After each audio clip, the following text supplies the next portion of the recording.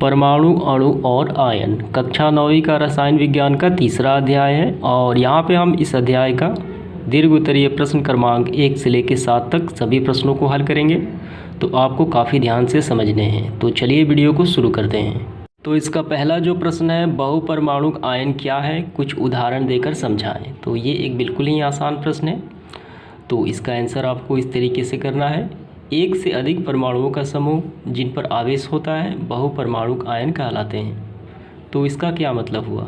तो जैसा कि नाम से ही स्पष्ट है, बहुपरमाणुक आयन यानी एक से ज़्यादा उस पर परमाणु होंगे, वो आयन होने चाहिए, धन और ऋण।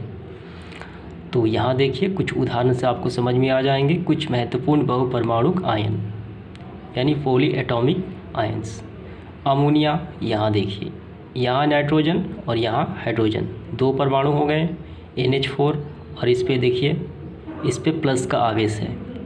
तो बहुपरमाणुक आयन में हमेशा जो यौगिक शामिल होंगे उन पे कोई ना कोई आवेश जरूर होगा, ठीक है। अगर इस पर आवेश नहीं होगा तो वो बहुपरमाणुक आयन नहीं कहलाएंगे। तो फिर से समझ लेते हैं। एक से अधिक परमाणुओं का समूह, यहाँ देखिए 2 परमाणुओं का समूह, यहाँ भी 2 परमाणुओं का समूह है। एक से अधिक परमाणुओं का समूह जिन पे आवेश होता है बहुपरमाणुक आयन कहलाते हैं। यहाँ पे उदाहरण हो गया, पहला अमोनिया, दूसरा हाइड्रोक्साइड आयन OH, ऑक्सीजन और हाइड्रोजन, यहाँ पे एक है ऋण आवेश, नाइट्रेट, नाइट्रोजन और O3, ऑक्सीजन 3, यहाँ पे ऋण आवेश, सल्फाइड, सल्फर और ऑक्सीजन 3, और इसका आयन कितने हैं? यहाँ पे 2 ऋण चार्ज है। तो इसे ही कहा जाता है बहुपरमाणुक आयन, और उसके ऊपर एक कोई ना कोई पावर जरूर होंगे। तो ये आपको समझ में आ गए होंगे।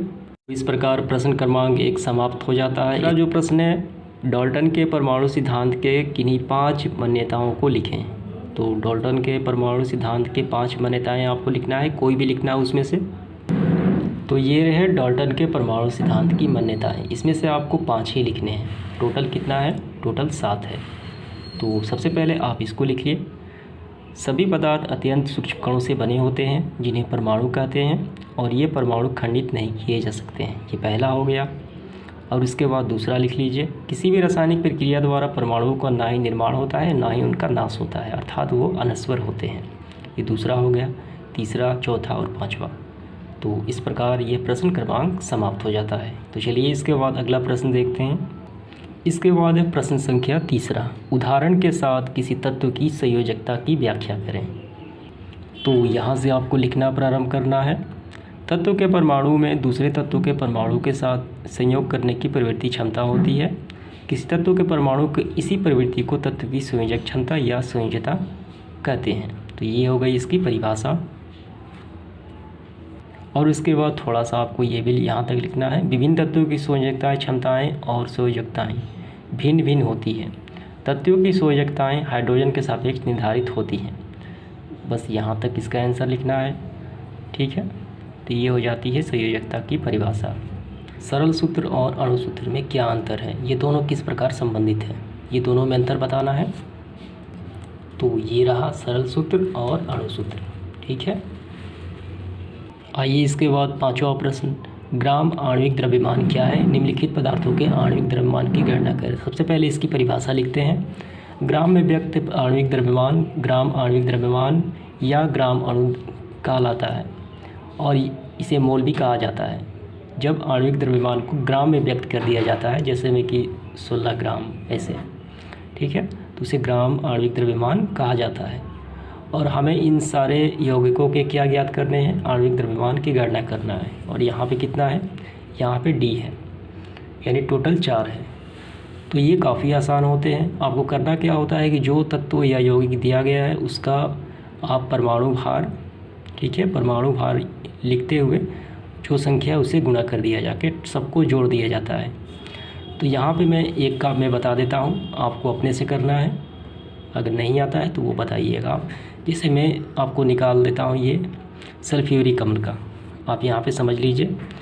यहाँ पे सल्फ्यूरिक अम्ल हाइड्रोजन की यानी परमाणु भार कितना होता है? तो हाइड्रोजन का होता है 1, ठीक है। और यहाँ पे सल्फ़र का कितना होता है? तो सल्फ़र का होता है 32।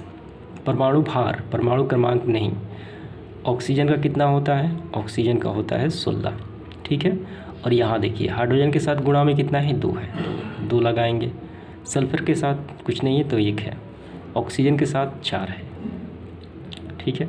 तो यहाँ देखिए ये कितना हो गया, 2 हो गया, ये कितना हो गया, 32 हो गया, 16 चौका 64 हो गया। अब सबको हम जोड़ देंगे, तो यहाँ हम लिखेंगे H2SO4, क्या ज्ञात करना है, H2SO4 की आणविक द्रव्यमान,